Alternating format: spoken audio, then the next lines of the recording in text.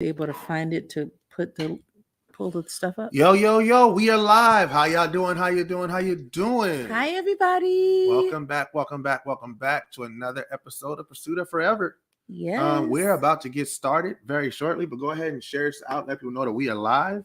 So you can do that from your end because I cannot. Yes. Thank you guys for joining us. It's been a minute. Join us. We are live. We're live. We are live, y'all. I'm pulling up the stuff so we can have our stuff together. What's up? Let people know Pursuit of Forever is live. We are talking about money. Money.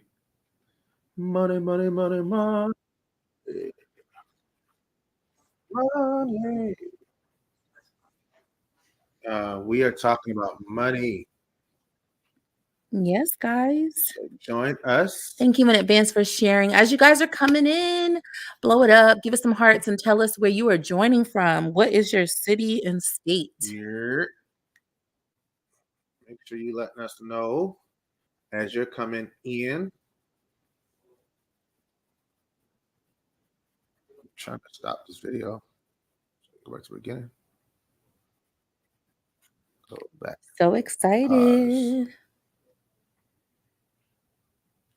All right, that's good there. We are live. Then share. Pursuit of Forever is live, y'all. And thank you guys for your shares, your likes, your engagement, all the things. Let me see if you can hear us. You can hear us. The feed.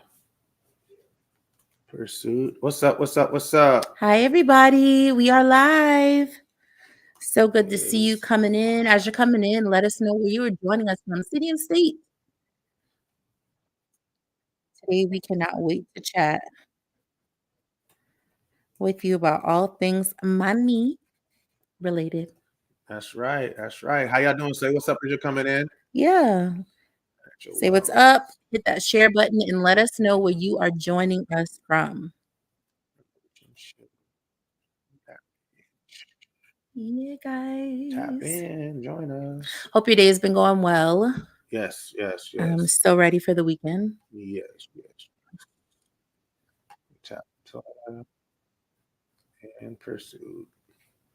What's up? We're about to get started in just 1 second. Just trying to go ahead and tag people up.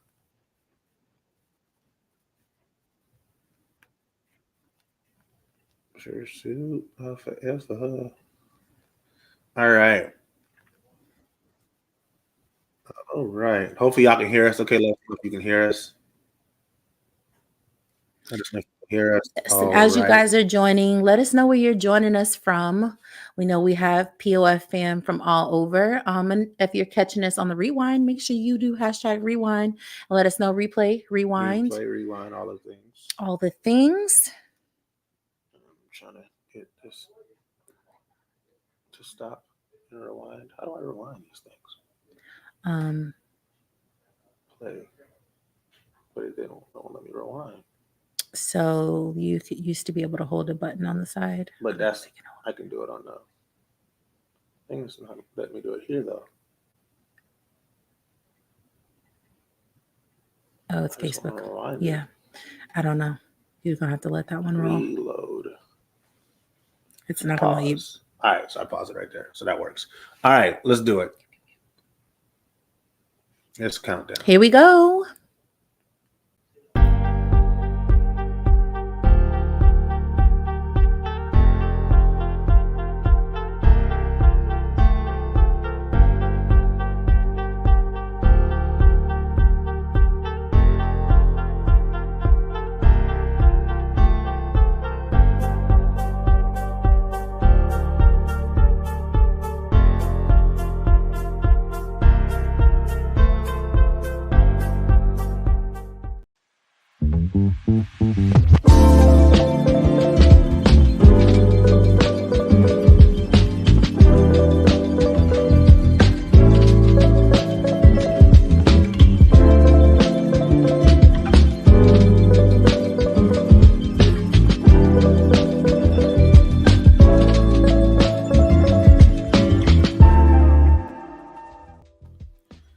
Hi, guys. Hello. I am Latoya. And I am Rajan, and this is the Pursuit of Forever podcast. On this podcast, we recognize that forever is an aspiration, but to achieve it, we all need to work and identify the steps that we're taking daily. On this platform, we want to use our experiences in love, marriage, parenting, and much more to help you build a long-lasting, meaningful relationship. A disclaimer, we are not marriage counselors or experts in the field. Instead, we aim to share our experiences, insights, and truths. These conversations are designed to help you to pursue a long-lasting, fulfilling relationship. We believe that happy, fulfilling marriages are possible if you're willing to do the necessary work. So let's get to it. All right. So the Pursuit of Forever podcast can now be listened to on Spotify, iTunes, iHeartRadio, and more. We are adding more spaces to find the pod soon, so stay tuned. Remember, you can only watch the podcast on our official Pursuit of Forever pages, Facebook, YouTube, Instagram, and TikTok. Please make sure that you follow each page and keep up with each episode. We love engagement, and make sure you provide feedback. You can also find us by looking up Pursuit of Forever on each platform. All right. So we are now going to do our check-in. Yeah. So as of today's broadcast, Toya, what are our numbers? Oh, today we are at 1,174 followers. We love you guys. All right. Instagram, we have 176. On Facebook, we have 735. TikTok, we have 243. And YouTube, we have 20. So we are so grateful for all of you guys. Thank you so much for your likes, your shares, your comments, and your engagement. All right. And thanks to everyone who's supported us so far. And if you haven't already done so, please follow us on Facebook, Instagram, X, YouTube, and more.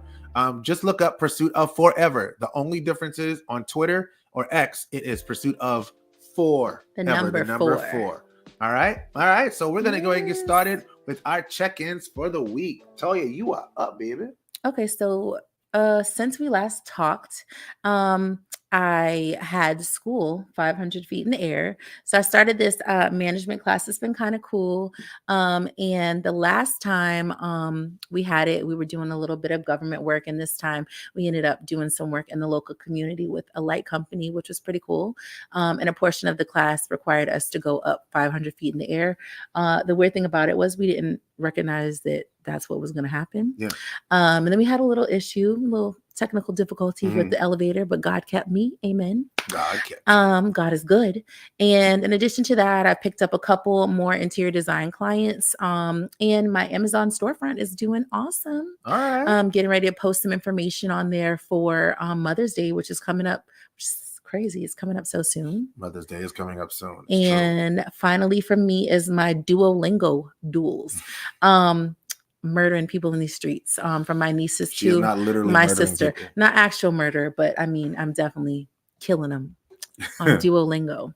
So I'm learning Spanish. So that was one of my goals for this year, to be able to do that. I joke with you that once we actually get to DR, I'm probably not going to remember any of the stuff I learned, but we'll see. I don't know about that, but we'll see. It's all good. I believe in you. I have faith. Un poquito en español.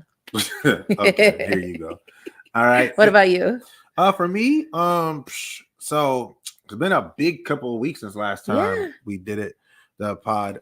So I was a breakout speaker session speaker at the 2024 Men of Color National Summit in Clemson, in which is held by Clemson University in Greenville. It was really one of the great honors of my life to do that. I did two sessions. I did two sessions on maximizing mentorship relationships for young people. And I sort of tried to deal with it twofold because there were youth and adults in the room. So as for the youth, it was about making sure that they're doing their part to making sure that the mentorship relationship is something that's worthwhile for them and they're getting something out of it. And for the adults in the room, it was about making sure that they understood that their responsibility goes a lot further than just being grown. Right. They sometimes adults really get it messed up and they don't understand that, you owe the kids respect as well. You owe the kids a lot of things. Yeah. And you're doing a great thing by mentoring them, but you also owe them certain things. So it was a great opportunity to do that. And the group actually from North Charleston High School came in, which I graduated from. And that was really dope. So shout out to everybody at North Charleston High School, Principal Darby. Shout out to Mr. Ravenel. Shout out to Shakim, Aminaket, Jonathan Thrower.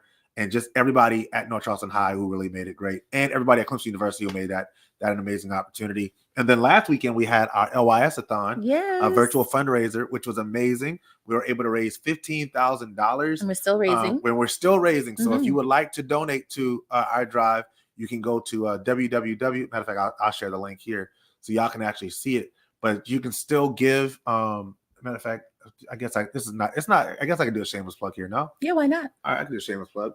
So if you're interested in giving to the drive, you just need to go to, where's my bit.ly, bit.ly, bit.ly. Yeah, so Ray John's just pulling up the link for the Low Country Youth Services website. And any donation is acceptable. If you feel so led and you feel that you would love to, pay it forward and give to our amazing organization. I don't say amazing because I'm, a part of it, but we do really great work in the community. Yeah, I can't find it. It's all right. That's okay. But yeah, we'll post it in the link. And if you feel so led to make a donation, we are grateful and open to accepting that. We are still running that fundraiser until the end of the month. But even with that, we still have a lot of people who make monthly donations, and that rotates every single month. Yeah. So even if you want to do a $10 monthly donation, $5 monthly donation, we love those reoccurring donations. Yeah. And are grateful for any donation you guys feel so led to do. For sure. And thanks again, Toya, for even mentioning that. Yeah. I was doing a terrible job as an executive director of not mentioning that. But it's okay. I try not to cross contaminate. Of course. In that regard. But it's all good. I'll post it. But yeah, that was great. We raised over $15,000. And we are still raising money. So if you would like to donate, if you believe in youth development and supporting our young people through mentorship and youth empowerment, please donate to it. We'd greatly appreciate your support. Or you can go to www.lowcountryyouth.org and pull up our website and get all the information. All right. So with that being said, let's go ahead and move into our videos of the week. Again, just as a precursor, we believe in that social media is a tool, right? And just like any other tool, it can be used for good, it can be used for evil. We try to use social media for the power of good, to spread the message of positive marriages and positive relationships. So we're gonna start with Toya's video. All right, let's go. You want to explain anything about it? I always like to wait until after the video, please, to talk about it. Well, let's do it then. Let's go. All right. What is the difference between a woman that wants to be a wife versus a woman that just wants a husband? Oh, you know what? I think most of us are bred to just want a husband, whereas to be groomed and trained to be a wife means to understand how to respect masculine energy, how to truly be inside of your feminine, which means trusting the leadership of your partner, because feminine chooses certainty. Feminine doesn't choose flow, because feminine is flow, right? Feminine energy. When we choose to understand that it is our biggest opportunity to seek out the needs of a man without him expressing them, I think a beautiful opportunity for us to empower that man and ride through the storms. I feel like we live in a weak generation where things get hard and people immediately are like, oh, I quit, this is too hard. And that's like, it's never going to hinder you the result you want. If you keep quitting, it's to be groomed as a wife means it's compassion, it's longevity. That's where marriage starts. When you get married, you say, I do, it starts. Whereas other people, it's like, when you get married, I made it. No, you didn't make it. You hate that man. You hate that woman. Y'all can't stand each other. You don't care enough to not disrespect each other or call each other out of your own name. You don't care enough to not want to sleep on opposite sides of the bed when there's a problem. You don't care enough to have the hard conversation so that you can move together more powerfully. That's just to have a husband. But when you want to be a wife, things are different, in my opinion. That's very true. All right. So my favorite part is where they discussed about, how things change and how people see things differently and how people aren't groomed to talk about marriage, and how easy it is for people to just give up when things get hard. And we kind of talked on that a little bit last pod about in relationships. You kind of talked about, people dropping money, because you think I need to take care of you and your friends while you're going out. And I kind of, posted a video that was kind of similar to that as well, where we kind of discussed, how when things are hard, people decide that they want to leave. And there needs to be some type of discussion and help with understanding the importance of putting in that work with relationships. Everything is not going to be great all the time. Right. But, if it's something that you're interested in being a part of and something you want to have longevity with, then it requires a little bit of work. Absolutely. Yeah, Absolutely. what do you And think? I also love how she talked about like the importance, because a lot of times, we're so focused on the transactionalism of relationships. What do you bring to the table, that whole thing. But she also talked to the building up of a man Right. and understanding that, all of us as people are works in progress. We all have something that we're here to learn. Something we're here to develop, something we're here to get better at. We're not finished products, none of us, if we're Right. being completely honest.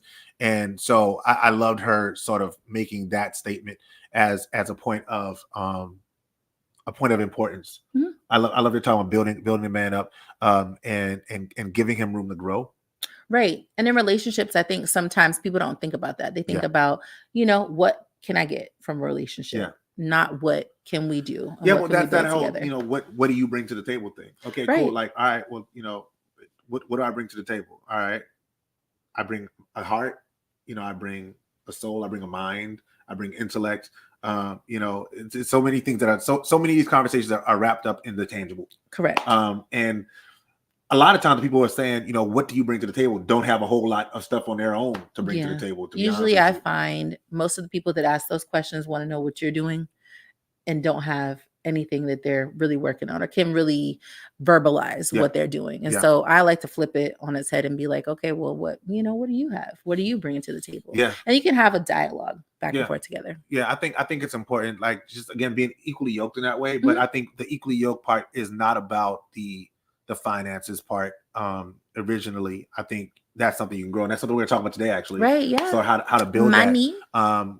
Because you can start out on different planes and end up in the same place if you're working in tandem. Yeah. But if it's always going to be, and this is something I've actually had to talk to guys about, if it's going to be that I'm competing with you, like that episode of Martin, right, where Mhm. Martin finds out that Gina made more money than him, right, and now he felt like less of a man because a lot of his manhood was tied into being the breadwinner, being the person that made the most money. Mhm. If your manliness and your manhood is tied to how much money you make and making more money and being able to lord that over the woman that you're married to, you have to ask yourself, why is that so important? Is it because you want to be a provider, or is it because if I have more money, I have more control?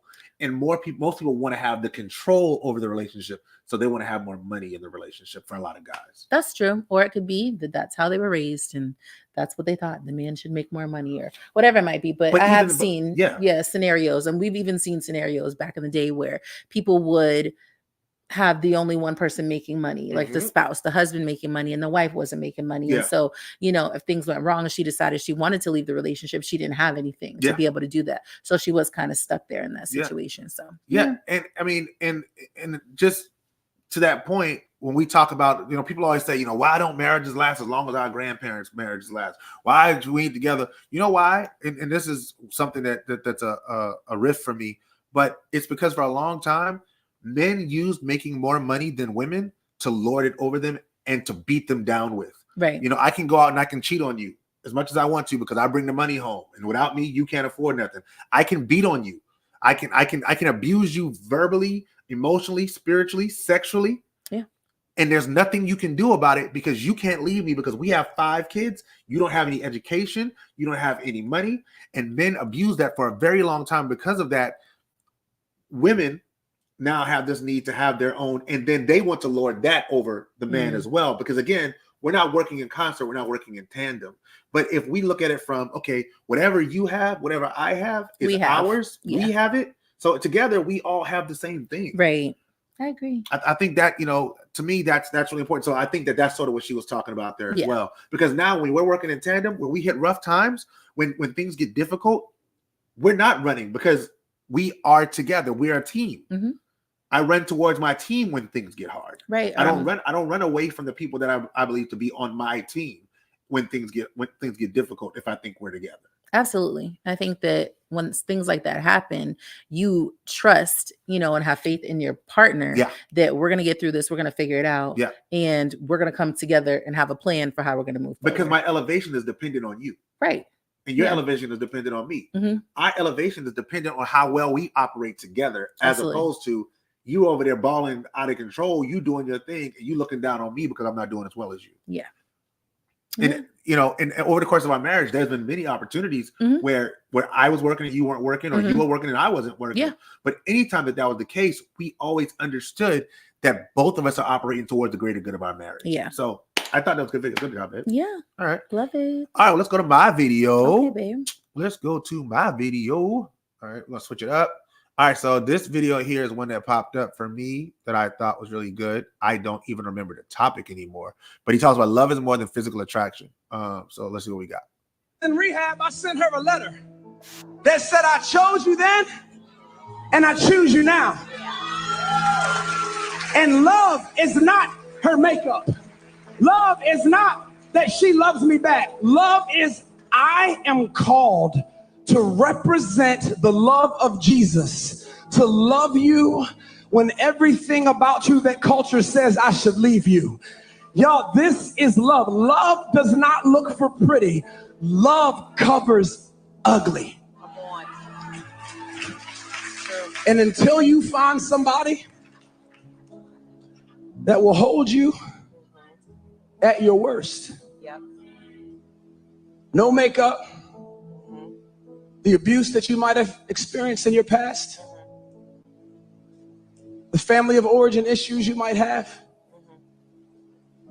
the hurts and the wounds, and somebody says, you know what?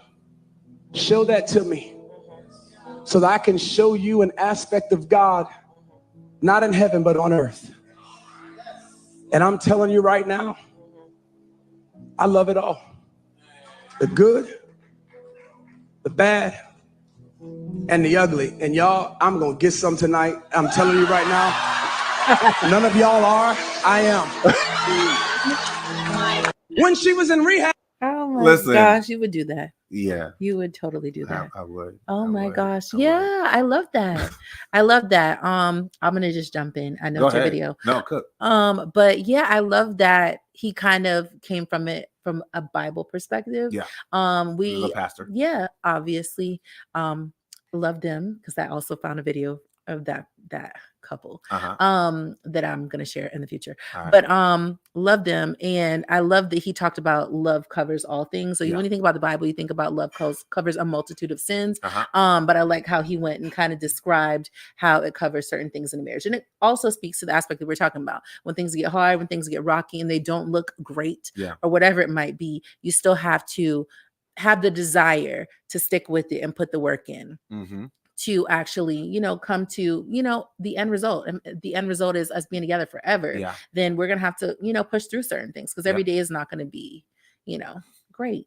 Absolutely. Sometimes it might be, but maybe not. Yeah, I love that video for so many reasons. I love the fact that, well, one, I found it odd that he was saying, that, he loved the ugly in her. Oh, I thought that was quite hysterical. I can't. Because, Stop it. all right. But Be what he nice. was talking to was the ugly, because he started out saying she was in rehab. Yeah. And that she had ugly things in her past Mhm. that may be hard for some people to love, and Right. maybe something that somebody would hold against them. Again, that working in tandem piece. I love that he talked about that. I loved that he uplifted her, and he Mhm. said, like, listen, I don't care what you may think. I don't care what you may say. Mhm. I love my wife, and that's going to be what it is. Like, I thought I thought Yeah. he nailed that. I also love that yeah. he used the scenario. So he kind of, said, okay, yeah, these are things that people may see as ugly, right? Uh-huh. Like we may think, all the worst possible things that have happened to us, maybe, things people are going to find ugly. But in a situation when you're married, like you're supposed to build the person up that you're with. Right. You're supposed to be their safe space and the person that they can go to and say, everything is going to be okay. We're going to get through this. Yeah. And so for him, they decided as a couple that they were going to put the work in and work through that. Right. And whatever other, transitions and situations may come. Yeah. And I love that. I love that he, shared that. And then also was like, okay, well, you guys may talk about this as being a bad thing, but Uh-huh. we don't see it as a bad thing. No. We see this as a moment of growth and a moment of strengthening for us as a couple. Yep. Yeah, I love that. So shout out to him, shout out to his wife. That was definitely one that stuck with me and really inspired me and just I just love dope marriages. I think Mhm. dope marriages are just that's one of them. So go for it. Yes. So with that being said, we're gonna move into our meme of the Yes. week. All right. I'll start with yours. Is yours the same as mine? I put the picture in there. I put the picture in there. That's yours? I thought I put that in there. Yeah, that's mine. Oh, okay, cool. All right, so let's go ahead and share Toya's, and then I'll pull up mine. Share my Love the screen. comment. Miss Bobby said, "Love is a verb, not a noun." Absolutely, it is. Okay, cool. This is Toya's right here. I'll let you read it. Mine is from Third Eye Thirst, a new follow on Instagram. They have some really great posts. But my post today says, being in a healthy relationship truly taught me that there is no such thing as that's just the way I am. When you genuinely love someone, you work on those toxic traits, you learn to communicate, you actively listen to each other's thoughts and feelings, and you grow and heal together.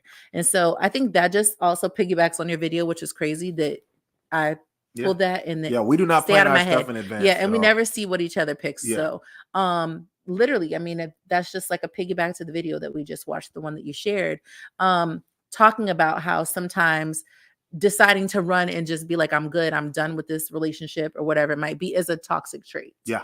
And it could be a toxic trait for many things. Although, yeah, maybe the behavior that's happening from the other person is also toxic. Not facing the problem Yeah. is also, a form of a trauma response as well. Yeah. And being able to put in the work together as a couple helps you to grow and heal together if it's something you genuinely want to do. Yeah, love again, verb, right? It's about growth. It's about getting better, and it's about learning to love the person that you're with better. It's about learning how to comfort them better. It's learning about how to treat them better. I was actually I had a conversation with a young man earlier today, and we were talking. He was newly married. He got married last year, and we were talking about. Shout out to Mike. What up, Mike? And we were talking about sort of what longevity takes. And one thing I told him is always remind her that you remember what about her is special, that you remember what she values, you remember what she cares about, you remember what makes her special, you remember, make sure that she remembers that right? And if you ever forget to make sure that she remembers, remind her again. Because that's so important. And when we work on our toxic traits, we have the ability to become better people. And marriages can last longer. So I thought that was a really good meme, Toy. Yeah. Good job, babe. Thank you, babe. Good job. Right back at you. All right, cool. Let's go to mine. Give me 1 second. Let's switch. And mine is, here's my window. Photos. Share. And here's mine right here. It's from Trey and Leah, Stronger Marriages. They're a favorite of mine. Surprise. I'm a big fan. And as we're giving these, please give y'all's comments, give your thoughts on it. Share your thoughts on these as well. We definitely want to hear from y'all. So if you want a great marriage, then refuse to speak harshly to your spouse. Harsh words and tones destroy marriages. Speak with kindness, tenderness, and encouragement to each other. Wow. Listen. Your tone can destroy your message. Your tone can destroy your message. You may say to yourself, I am 100% right, and you may be. But the way that you say it can make your spouse feel as though you don't value what they bring to the relationship. Mm-hmm. And you don't care if they remain in the relationship. Mm-hmm. The way I speak to you should not make you feel smaller than the person that you are. Right. The way I talk to you shouldn't make you feel like I don't care what you think or what you say. And sometimes the way we say the thing that we're trying to say, whether we are right or not, we say in a way that tears at our partner. If that's not your goal, that should not be your approach. Totally agree. And I think we touched on that previously in a pod before, Yeah. where we talked about coating things in sugar. Even if you may be right, you know, how you bring that and your tone in that conversation is going to determine how the person receives the conversation. It's going to determine how they receive whatever piece of information you're trying to give them. I even shared before in the past that if somebody's tone was off, I'm already not listening to you. And so you have to be receptive to how people receive information if you want them to receive it, and then also pay attention to how you're delivering that as well, to make sure that you're making, you know, the best bed for them to be able to receive whatever it is that you have to bring to them. Yeah, so I love that. Yeah, absolutely. Like I just think that's such a key part. There's so many times where I have a conversation with my male friends, and you know, they're like, listen, man, like I kept it real with her. I kept it a buck with her, and that's great that you did. But what is your end game? Do you want to be right, or do you want to be heard? Yeah. Do you want to be loud and alone? Right. You can be loud and alone. You can be right and alone. Yeah, you could be. Oh yeah, but I was right though. Yeah. But I was right. And I'm like, yeah, you were right. But Right. the way you dealt with it was 100% wrong. Yeah. If your goal is to purposely intimidate or hurt the person you're speaking to. But that's the thing. I don't think that when people do it, they do it to purposely hurt someone. Yeah, but I also think it's just we just talked about it. Yeah. That's how I deal with things. That's That's just the way I That's am. just the way I am. That's just the way I am. Yeah. And you have to recognize and realize that sometimes just the way you is or you are is not great. You know, we have to do assessments to go in deep and find out, okay, are the things that I'm doing good? Mm-hmm. Is the way that I'm talking to people proper? Mm-hmm. Am I thinking about how somebody else is going to receive this and if it may be hurtful to them? How am I bringing this information to them so that they can receive it? And how would I receive it if somebody said it to me that way? Right. That's That the other part. part that we never really consider. If someone came up to me and said exactly what I said to you in the way that I said it to you, Mhm. if you said it to me the way I said it to you, would you receive that? Would I receive it? Would I receive it the same way you received Would it, or you would I receive it or at would I all? receive it the way that I Would thought you hear me? it was going to come over? Right. Yeah. And so that's the key part. Do you want to be right and loud, or do you want to be heard and understood? I Yeah. choose understood. Yeah. Right? Time and place matter. Right? Time and place matter. Yes, your tone matters, but also the place in which you say it. Right? Mhm. There's probably some things that I can tell you in the confines of our bedroom that I couldn't tell you right in front of the kids, Mhm. or I couldn't tell you in front of your mom, or I couldn't tell you in front of your family, or I couldn't tell you in front of our friend group, Right. because it ain't for them. It's for us. Mhm. And again, my goal is for us to come to a common understanding that Right. we can move forward and elevate together, because Mhm. my goal is to pursue forever. I want to be with you until I'm not here no more. Right. So everything that I do, my actions, my words, my tone, my situationality, if that's a word, if it's not, I just made it one. It should all match that. Correct. And if it doesn't match that, Check it. I'm out of line. Check it. Yeah. I'm out of line. Love And there's that. nothing wrong with that. There's nothing wrong with acknowledging that you're out of line.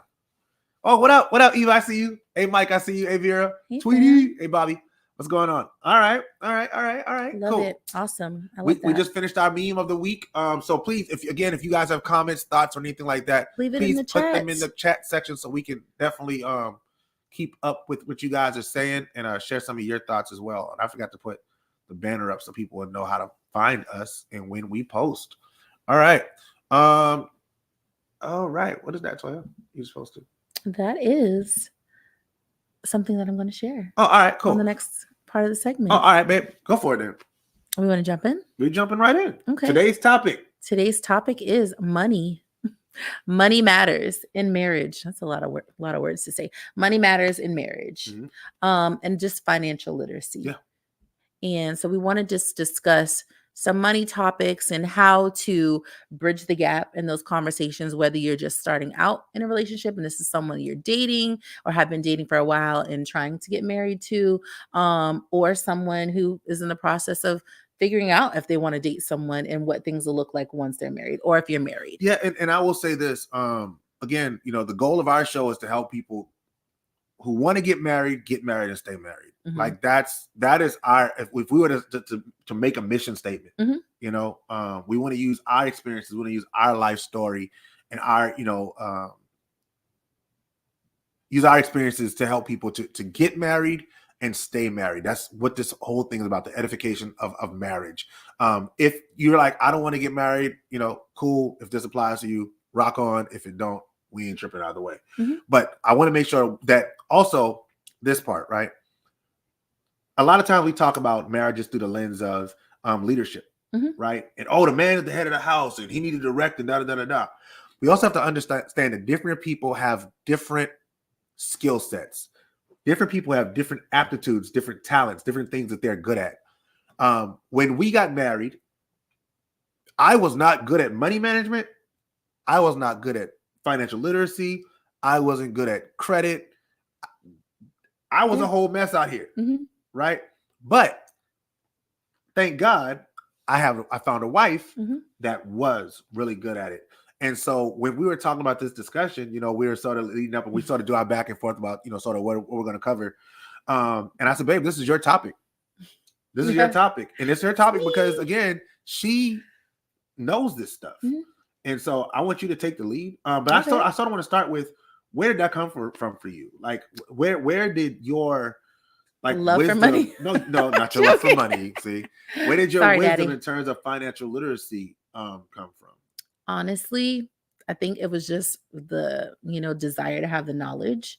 Growing up as a child in the country where we were poor but had no idea that we were poor. Like I really didn't know I was poor until I became an adult, that I had been poor growing up. For me, it just I wanted to be able to provide that information to my children and to my friends and Yeah. my, family, to be able to move them forward in Yeah. a positive way. Money is not everything, but money is a tool. Credit is a tool. And so coming from that background and wanting to have that desire kind of drove me. Yeah. Yeah. So how did you get started with learning the stuff that you know? Being in a not good situation. All right. Yeah, being in not good situations. So So, let's talk about it. I previously, and honestly, this was very early on. I think I may have been in my teens. My parents, my aunts and my uncles, were very into like financial planning and things Mhm. like that. Yep. And so they were always like, hey, you got to make sure you got this, you got to have your money together for this, and this. I had parents who were very on top of money, Mhm. even though we weren't, very well to do. I learned how to manage the funds that we had, and I learned how to grow the funds we had as Okay. well, and then things I needed to do. So, whether that was education on how to get credit as a teenager Mhm. before the piggyback thing was an option. My father was like, okay, you have no credit. Obviously, you have no bills in your name. Uh-huh. So this is what we're going to do to get you some credit. So if you need something in the future and something happens and you have to get a car or you have to get out of a situation, Yeah. you're not stuck because you Yeah. don't have money. Yeah. And so those type of things were super important in how he raised us as children, making sure we understood the importance of credit, but not to be something to like depend on all the time. Right. Again, that it was a tool. It's not money. It's not free money as people think it is. Yeah. It's something that you can use to gain wealth, to, get certain assets to gain wealth. But just the education on all aspects of money, credit, and all those things was kind of just, something that he kind of planted the seed. And I Yeah. was like, oh, I want to see how this works. And then it just so happened that my experiences in life took me to not properly using credit cards because I had one and I could qualify for one because I had like an 800 credit score as a teenager, Mhm. to, learning, okay, this is when I need to pay my credit card. Yeah. This is how much utilization I need to have. So all these things were, different aspects that I learned after learning the not proper way to do it. Yeah. So, and I love that you mentioned all the things that you did in terms of how your relationship with your parents did that, because so many of the people who have those financial literacy skills, it starts at a young age, which is something we do with our kids, is to, from a young age, start telling them, okay, cool. This is what a credit score is. This is what a bank account is. This is how we write checks, how we manage it. Even the point of including them into our meetings, our budget meetings and stuff like that. Sure.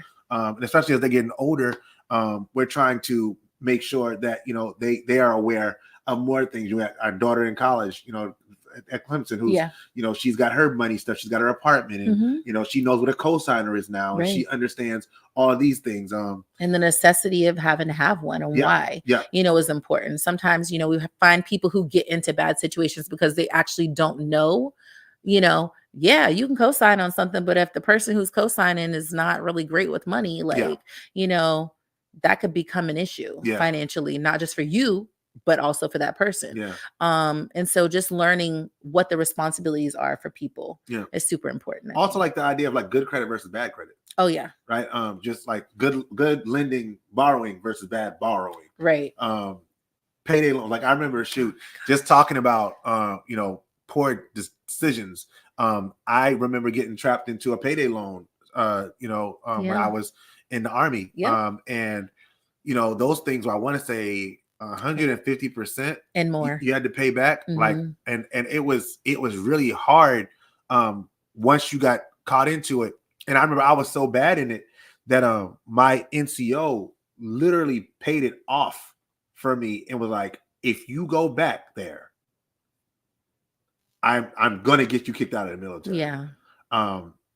And it was because she cared about me. I never went back to that payday loan place. Right. And I never went back to a payday loan place. Right. But I was, again, in such dire straits, I did not know any Right. better. And, not for nothing, people prey on, military veterans, people who are in the military. People prey on people without knowledge. Yeah, yeah. People And prey so- on people without yeah, knowledge. That so- could be anything from car loans, payday loans, people who get in those tax express loans. Like I've made it my life's work to educate people Yeah. on that stuff Yeah. and to provide them other options that are out there, because sometimes people choose an option because they're like, oh, it's here. Yeah. I didn't know that wasn't something, like they're not going to tell you, oh, this is going to be 300% and Yeah. you're never going to pay this off in your lifetime. They're just like, oh yeah, we got you. Oh, and I know people, sorry, not to get political, I sort of sometimes got to hop in that bag a little Mhm. bit. People always talk about the fact that Barack Obama didn't do anything.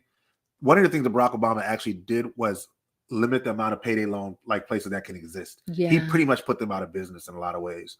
So again, that's something you And can it's look up. needed. Predatory lending is horrible. Predatory lending is terrible, and you find that they most often show up in the Black community. Of course. So I'll leave Yeah. that there. Yeah. All right. So, but you have tips I do. for people to. Tips for people to learn how to manage money and manage the conversations Within surrounding money. a marriage, within a relationship. Exactly. All right. So do you want to pull up the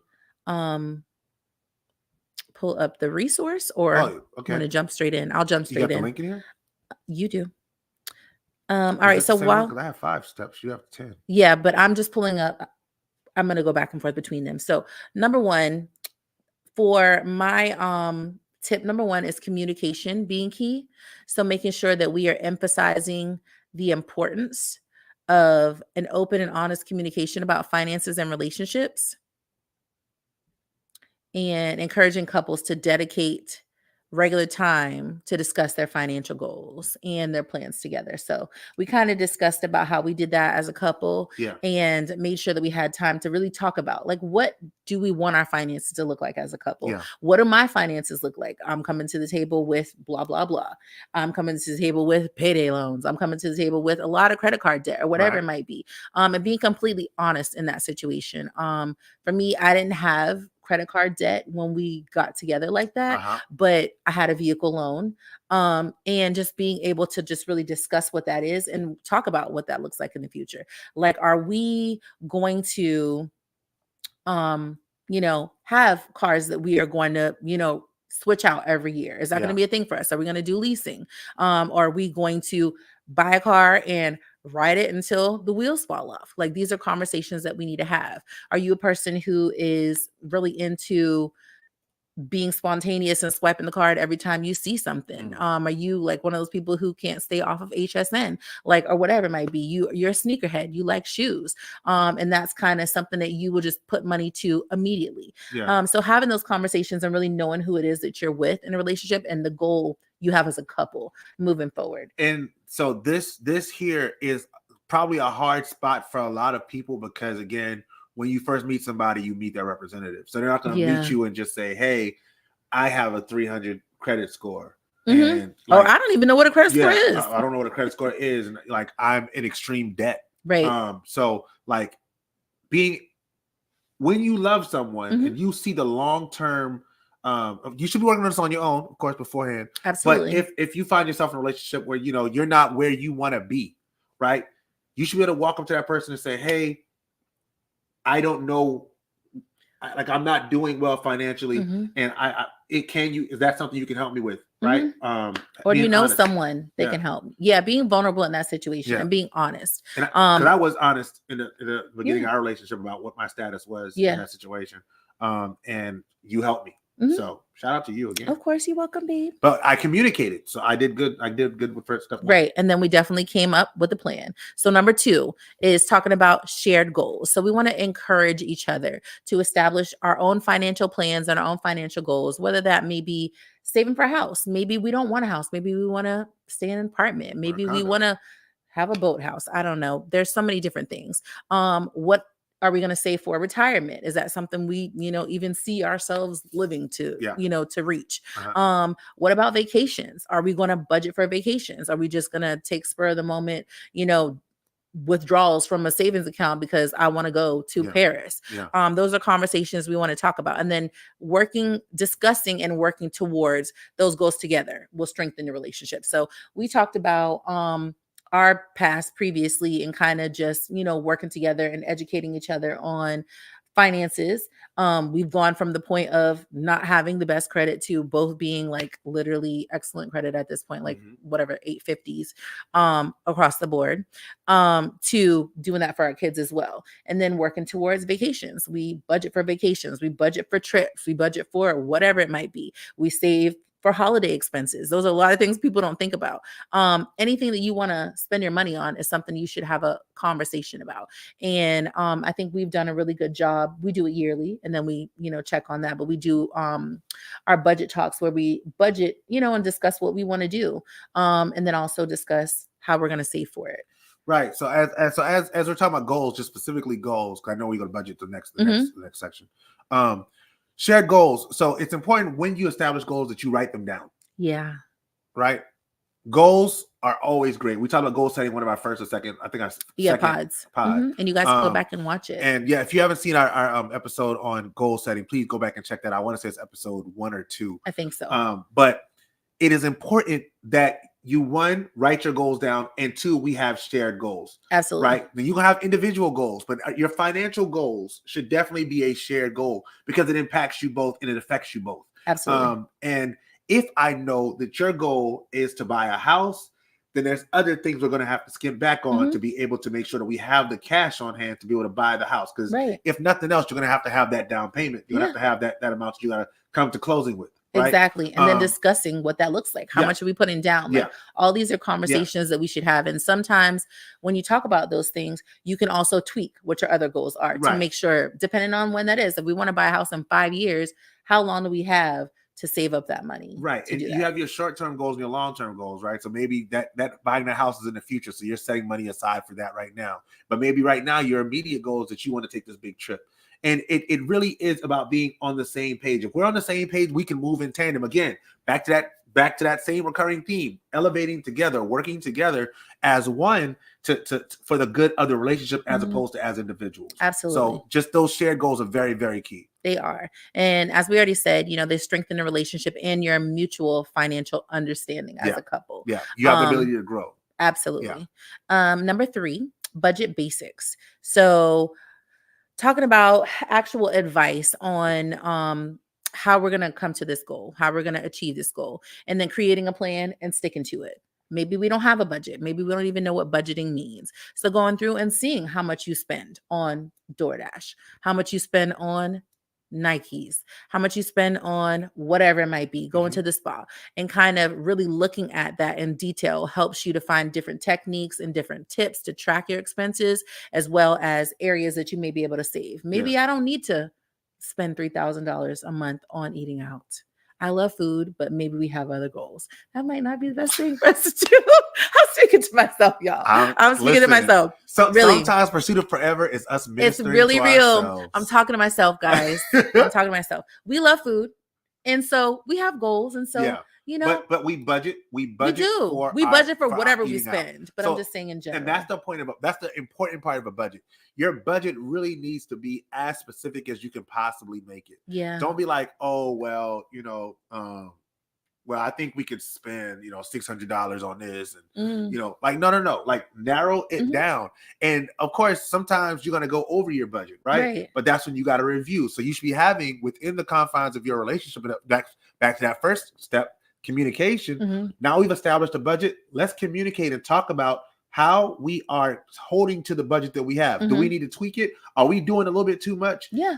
Am I spending way more on gas than I budgeted $50 for gas, but I'm actually Right. spending $200 on gas Exactly. every 2 weeks. So those are things that we got to consider, right? And again, when you know what your end goal is, you can sort of make the sacrifices to get you closer to that goal. Mhm. So that's really Yeah. key. And then also too, like that conversation determines, okay, maybe we didn't budget for this one thing and it's something we're spending money on every Yeah. month. So maybe we make a category for that one thing. You're going to the spa, you're going to get your nails done. Is that something that you cannot live without doing? Is that something that you're okay with doing in place of hopefully getting this house? No. But if you're gonna do it, see, that's the thing. You can still get your nails done. Like budgeting doesn't mean that you don't get your nails done. Budgeting means that I have an allocated amount for getting my nails done. Correct. So within that personal care, that self-care piece, you have a certain set of money, but you budget for it. Right. So when you spend it, it's not an unexpected income expense Mhm. that you didn't plan for. Exactly. So now again, even with that, okay, we budgeted for $600 this month on self-care, and we Mhm. look back and we realize, and many banks actually allow you to really do that within the actual account. Yeah, a lot to of them track do it. that. A lot of Um, them do that And on if their you own. don't have it, Mint is a great one for Mint is that. awesome. I love Mint. Mint's a great one for that. But USAA also automatically does it USAA. for our military friends. So But so- yeah, most banks do that now. yeah, so but plan it out. Mhm. Like just throw a number out there just to get, if you're getting started, you don't know how to do a budget. There's mad templates online, but if you go into your banking app, I promise you there's something there designed to help you plan out your spending. And start out with a blanket one and say, okay, cool, let's just look at what we spent last month. Right. Maybe And- that's how you start and say, Mhm. okay, this is where we are. Where can we cut back? Because we want to make sure we're freeing up money to do the things that we want to do in the future. So when I want to take that trip next summer, I got okay, it. I know that trip's gonna cost me $1,200. We can pull that money from here, here, here, and here. Right. And we'll If we're talk being about that too. intentional. Absolutely. So yeah, definitely making sure we have those conversations and discuss budgeting. Yeah. Talking about categories and all the things. All right. So number 4. Okay, go ahead, babe. Are you about to? I think you might be about to talk about this, but in budgeting, you should also budget your savings. That is a part of it. So talking about emergency funds. All right, go ahead. So we have a little bit of other points as well, but we're going to talk about right now emergency funds. So the importance of making sure you have a in case something happens fund, and whatever that number looks like, is super important. So sometimes we talk about, for us, when we started our savings journey, it was $1,000. That was your immediate, like, okay, this is how much something super, Because we were poor. that was just our beginning emergency fund. You got a blown out tire, water leak in your house. It's not going to cover AC because AC AC units are high. Listen. Oh my God. Listen, They're high.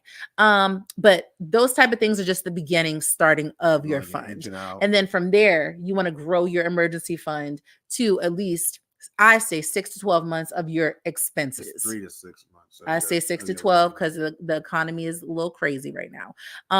But the emergency fund itself is supposed to help you when you have any unexpected expenses, immediate and something small, like a financial setback. And then we talk about growing the emergency fund. So that is similar. You want to talk about that? So Dave Ramsey We love says Dave. 3 to 6 months of your income you should have in your emergency fund. Well, I say expenses because your income could be different. Let's No, say but it could but- be. Let's say Y'all are you're saying not a that's what single things are. person. You're not a single person anymore. Let's say I see this all the time. I see that people But it's have your a household spouse. income. It is. You have a spouse. Your spouse passes away. You have now gone from 2 incomes to 1 income.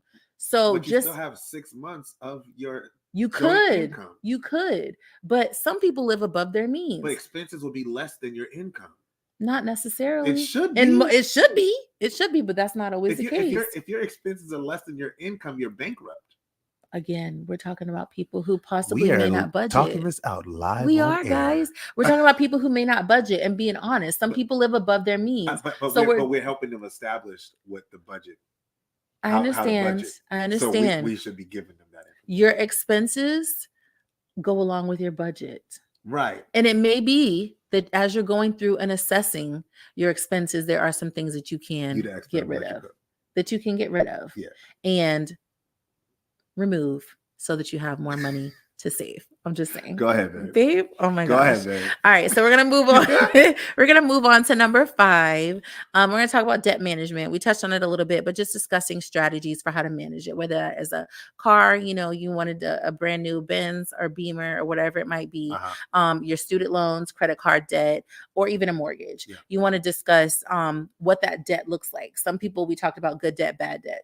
Some people are like, okay, credit cards, not really good debt. A home mortgage is kind of good debt because that's something that you can kind of earn money from. Rent a center, bad debt. Absolutely. Payday loans, bad Bad debt. Credit cards, not really good. Credit cards can be good debt. It can be if you are paying attention to your debt utilization. Which But is if you're six. not familiar about how to actually use credit cards and make credit cards work for you, don't do it.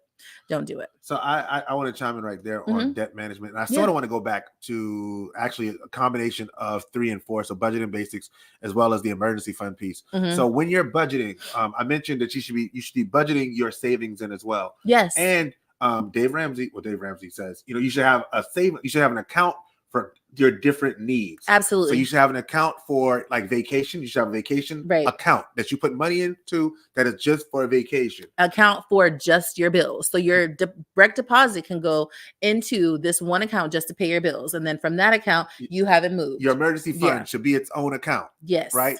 Your Christmas fund. should be its own account. Yeah. Savings. So you should have probably 5-6 different accounts Or more. but so that way when you look at it, you know exactly what you're saving towards, and that should be in your budget. Yes. And so what the step that I took with our budget was I literally put a percentage on each of our accounts. Mhm. And when we were building our emergency fund, Right. I put 30% of the money we had left over into our emergency, Mhm. and then I did 10% for the other things, Right. so that we would have that, and the tithe. Can't forget the Amen. tithe. Because we love you, Lord. But it's important that as you're building your emergency fund, you build that up until you get to that threshold that you're trying to get to, and then you stop on the emergency fund, because you should not have, $200,000 in your emergency fund. Right. Open up another account. Yeah. And find something else to save for. Like literally, like find. You should have a different account for each different need. That's all I'll say in there. Right.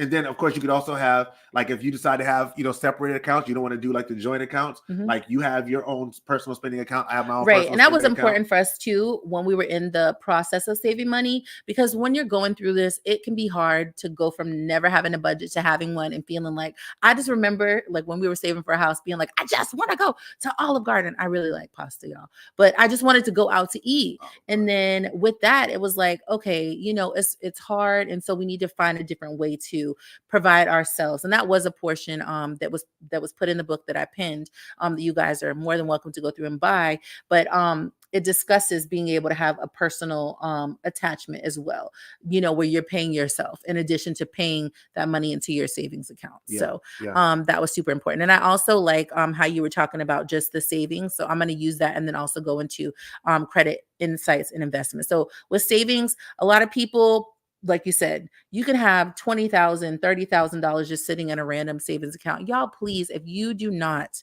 listen to anything else I'm saying, get the book and also open up some high yield savings accounts. Having your money in a random regular savings account is only going to earn you like 4 cents a year. Like you're not really going to make a lot of money. And even with high yield savings accounts, there, you can do your research and find them. They're paying upwards of 4.5%, 5%, 5%. Yeah. And that's just your money sitting there making money. And that's a lot more than obviously whatever it is that you're making. So even with that, whatever you make in that month, you can also roll that over into another account. So let's talk about, in addition, credit, investing, and insights. When we talked about money savings, learning the basics of investing, talking about, long-term wealth and how you would build that. And you could do that with a financial advisor, or you could just do education on your own, discussing different investment options such as stocks, bonds, mutual funds, EFTs, retirement accounts. We discussed a little bit before about the importance of having a retirement account, and just when to start that, and how to be able to put that money into, have it either withdrawn from your paycheck before you get your money, or putting it aside once you make that max in addition. And then making sure that you diversify your portfolio. And if you're just new to budgeting, that might not be something you might have heard it before, but finding different buckets that you can put your money in so your money can grow. Yeah, I think this here is a great opportunity to talk as well about, like, some jobs have like the 401k or the 403b that you are investing, that you can invest in. If you are in a situation where, again, in your relationship, you should be talking, hey, you got the job, what are the benefits? Right. Does it come with a 401k? How much are you contributing to it? Does the employer, is there an employer match that's tied to it? Like, these are questions you have to be asking, so that you'll know sort of that plays into that retirement piece, because there's nothing worse than getting to that 60, 65-year-old age and being like, oh, Dip, we don't have anything saved, and we don't have anything from our job. And we live in an era where people are, talking entrepreneurship, and working for themselves, which is great. But if you're doing that and you're not putting that money away for your investment, you will be tied to working for yourself for the rest of your life, like literally being behind the wheel, as opposed to being able to sort of get that passive income that allows you to sort of make money while you sleep. So please have those conversations about those workplace benefits. And even if you are an entrepreneur, talk with your spouse about the type of things that you have in place for your retirement, for your future. Yeah. So definitely too, I mean, there may be things that you don't know. We're in a day and age right now, and I can also speak to, we've had experiences with our children where they give you that paperwork and they're like, hey, fill it out, we can't really help you. This, do you want a 401k? Like, they don't know what they're reading. And so having those conversations and educating yourself before you get the job. Okay, how much money should I be putting towards my 401k? Should I do that? Or if they don't have an employee match, which I haven't seen an employer match. But if that's one thing, maybe I put my money aside on my own, like learning and finding different options to be able to get you to a place that you want to be in the future when you retire. And if you're self-employed, not even knowing that that's something that you need to be doing because you're not working for someone, so that's not coming out. When you're putting your money aside for taxes to pay the IRS, put your money aside to also pay for your future and what you want that to look like. Yeah. And I guess the last thing I'll say on this, just in terms of investments, right? If you are going to, if you have a 401k, 403b, when you get that paperwork, don't just sign it and just move on. Like, they have some kind of professional that works within that thing that can talk to you about the different options. You can watch it on your own, and you can make changes as you need to. Absolutely. Just be very mindful about that. And again, communicating with your spouse. Definitely. All right. So we're going to move on to number 7, which is insurance coverage. Oh my gosh, this is huge. Things happen, guys. Things happen in life. Life happens. So making sure that you have adequate insurance coverage, not just insurance coverage, but insurance coverage to cover everything, whether that is we have a natural disaster and your home unfortunately is demolished. Being able to have rebuilding costs at cost right now is important. Not at cost if you bought your home 9 years ago, whatever that is. Like, that's not going to be able to cover the rebuilding of your home. Making sure that you have enough insurance coverage on a vehicle. I previously was in a vehicle accident, and the person that hit me only had a limited amount of coverage. Thank God their liability, thank God our liability was able to cover it. But I mean, these type of things can leave you with hundreds of thousands of dollars of medical bills that you are not prepared to pay for.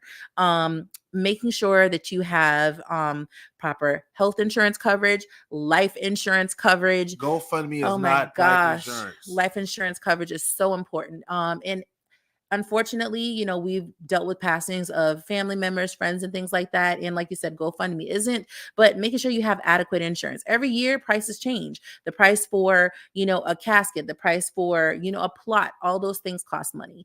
And making sure that you're having that conversation. How do I want to, to be remembered? Do I want a funeral? Do I want to, deal with all the expenses that come with that? Do I want a family car? Who's going to be in the family car?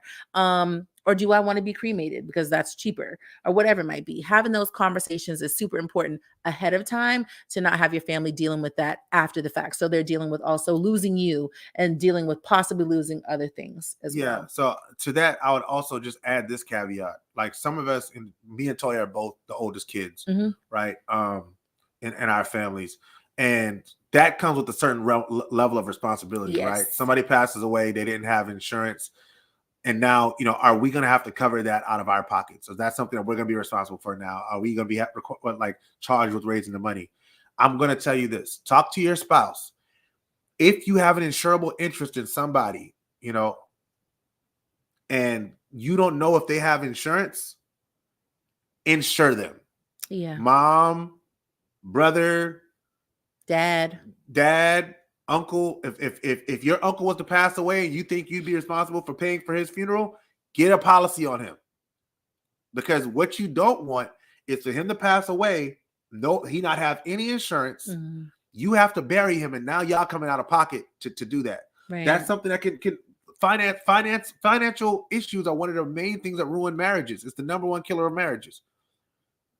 That's important. So have that discussion. Hey, babe, if my mom passed away, I would need to cover that. Mhm. So we need to get insurance on my mom. Yeah. All right. Because we Have that don't want discussion. to have to Communication is financially key. cover that. Absolutely. I would also say just one more thing, just speaking from experience with my father.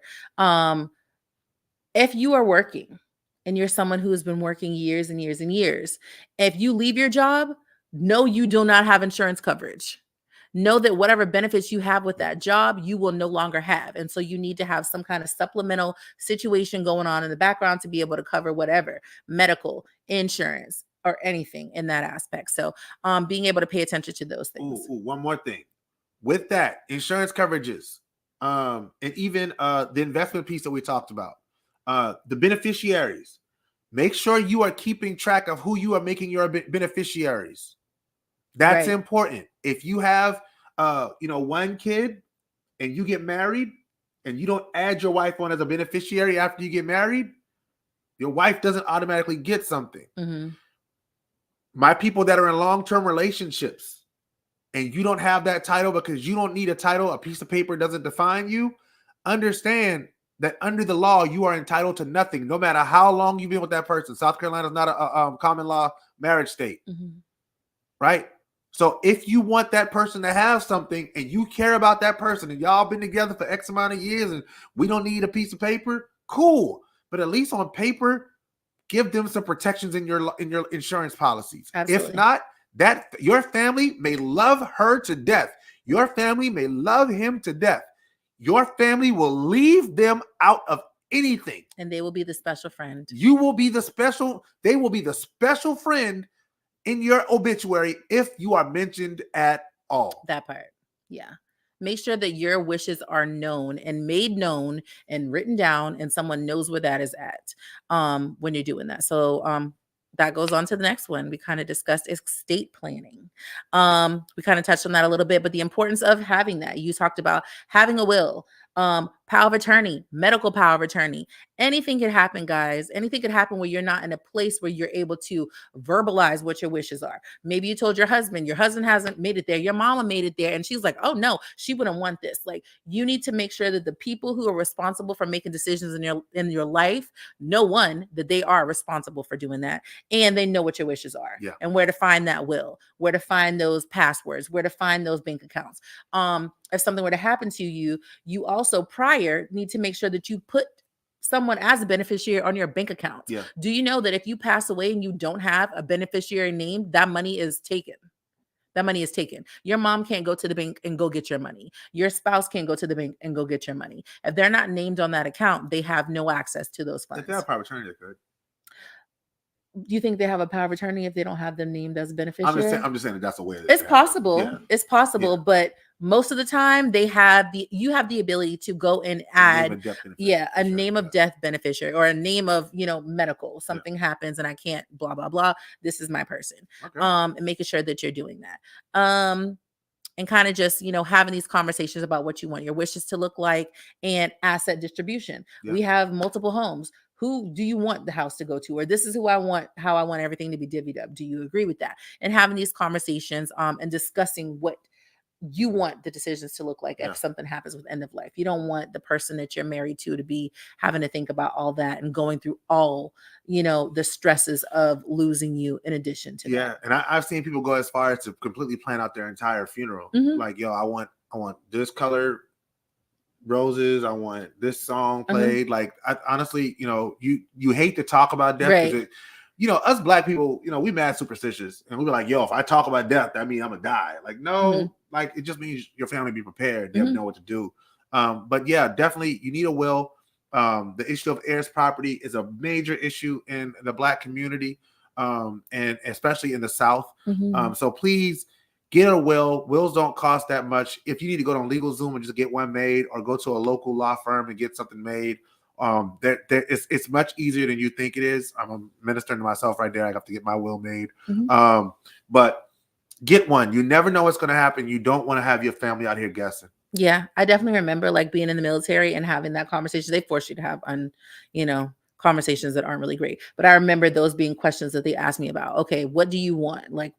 Who do you want? Where do you want this to be? What type of flowers do you want? How do you want your funds distributed? Like, all these conversations are things that they do discuss. And it's better to have the conversation than to be surprised in the end. So absolutely. So financial education resources. I linked a book I pinned a comment that has a book that we love by Dave Ramsey. It's called The Total Money Makeover. You guys may have heard of it. They also have workbooks as well. They talk about the envelope system, and they talk about the snowball effect, where you kind of, pay an amount and then kind of work from, the smallest debt and let that snowball into something bigger. And you have that option to do that. Another really great person that I also use as a resource is Susie Orman. But you could, pluck and pull from your community for people who you believe, are in good financial positions, or, talk to a financial advisor and find different things that they use and different tools that they use. This was just a resource that I thought would be super helpful. And I would suggest as well, because, we live in a time of podcasts. Find you a good financial podcast that's not BS, right? And listen to it and find out, sort of what some tips and some tools and tips and tricks of the game are, so that you can put yourself in a better financial situation. Too many of our people, go without because we just didn't do the homework in it up front, and it hurts us. It hurts the kids that are left behind. Just be mindful and seek those resources. Absolutely. So just like you said, making sure that you are learning and educating yourself, and also seeking, professional advice. Yes. Professional advice by someone who actually does that for a living, or people who are in the position you want to be in. Finding out, having conversations and dialogue with them, like, how did you get to this place? Or, what pitfalls did you fall into, and how can I avoid those? Talk to financial advisors or planners when you're trying to navigate whatever that looks like for you financially. And sometimes they can also help you plan for what your goals are in the future. Yeah. Whatever that might be, whether it's buying a house or buying a car, or, buying a homestead. Yeah, for sure. For sure. Like I thought, again, you nailed that topic. Well, thanks, babe. Thanks for providing that. Just to recap, I'll start sort of at the top, but I'm just going to do the titles. Communication is key. Make sure you're talking, share your goals, write them down. Budgeting basics, be as specific as you possibly can. Build up your emergency fund. So it's 6 to 12 months of expenses. Debt management. Be aware of what the debt is, and especially student loans and stuff like that, credit card debt, mortgages, be aware of it. Credit card investing insights. Be aware if you have that extra, expendable income, make sure you are investing wisely and using your credit wisely as well. Insurance coverage, make sure you have insurance. Make sure you're aware of what insurances you have and what insurances you don't have. Estate planning, plan for end of life stuff, man. Like, death is going to happen to all of us. We can be more prepared for it, and it'll help us in our long terms. Financial education resources, find books, websites, resources, podcasts that you can use. Again, we mentioned Dave Ramsey, Susie Orman, mint.com, your local bank, whatever you use. And 10, seek professional advice. Yeah. All those are great tips, man. Great Thanks, job. babe. You did that. You did that. Thank you guys. I hope you found this information helpful. Definitely be sure to, share this information Yeah. with other people. I think, the more you know, the better you're able to, grow and help other people. Yeah. Yeah, Kay, definitely. CHPP. Shout out to CHPP. The Center for Heirs Property Preservation can help with the will. Absolutely. Some are free if you catch it. I believe I paid $50. So, Kiana, you did a great job of actually, like, if we had a prize, you would win it. You 'Cause won. I actually worked at the Center for You Heirs did? Property Preservation for 3 years. Shout out to Mhm. the entire team, Dr. Jenny Stevens, Yes. Brett, Josh, everybody over there. Love y'all.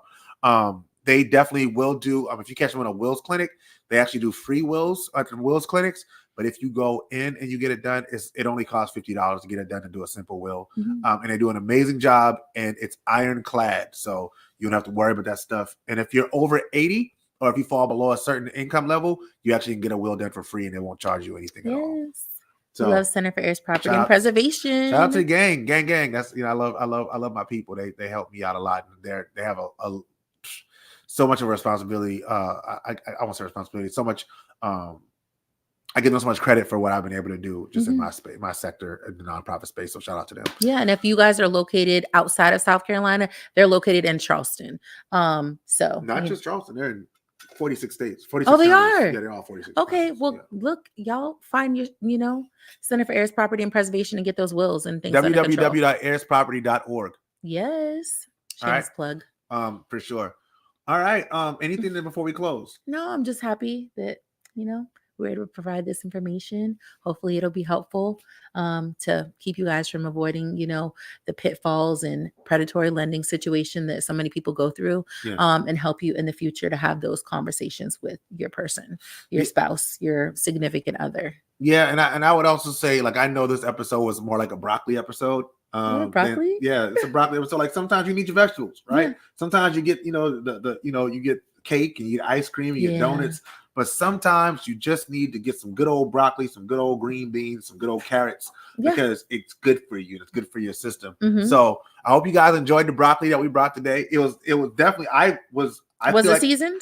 I felt like it was good, very Okay. well seasoned. All right now, broccoli because we like our vegetables. Yeah, this was very well seasoned broccoli. Yeah. But these are important discussions to have. And when we don't have these discussions, we hurt our relationships long term. Again, the number one killer of relationships is financial problems, Yes. money issues. So the sooner you can get into it and try to have that discussion and build on those things that Toya sort of highlighted today. Again, shout out to my wife who did an amazing job of bringing it to light, doing her finding of information so she can share. So proud of her. She's an amazing human being. Again, we pre-plan to a certain extent just so we'll make sure we know the topic, but we normally have our swim lanes and we come together and we try to, bring it forth right before you guys and share it with you guys. So thanks again for watching. Thanks for tuning in. Thank you for And- your shares, your engagement, comments, Yeah. spending time with us today. And if you're watching us on replay, man, say something. Holla at us, man. Say I'm watching it on the rewind. All right. Let me get this exit music going. Yes. All right. Well, that's our time for this week. We want to thank y'all so much for tuning in and sharing your thoughts and opinions. Be sure to tune in next time where we discuss all things love, marriage, parenting, and more. And if you have questions or comments about this week's podcast or something that you would like us to discuss, we want to know what y'all want us to discuss. We Yeah. have a list of topics that we're running through, but if y'all have something that's like, yo, I really want you to cover this, please let us know. Yes. You can email us. You can inbox us on Facebook. You can Or put it in the comments. You can put it in the comment section, like right now. Put something that you want us to talk about in the comment section right now. Yes. Or email us at pursuitofforever@gmail.com. In the meantime, follow us on Facebook, Instagram under Pursuit of Forever, and on X at Pursuit of the number 4 ever. And then also you can find us on any social media platform by just searching Pursuit of Forever. We're all over. We're all over. And be on the lookout for special announcements about our upcoming Yes. couples retreats and I can't workshops. wait. I am excited Me about too. doing that. So get ready for it. Yes. But in closing, guys, I'm so sad. Always remember, forever forever is worth the work. We See you love in y'all. 2 and we'll see weeks. y'all in 2 weeks. Share, like, follow. Thank you guys. Blow it up. Hit those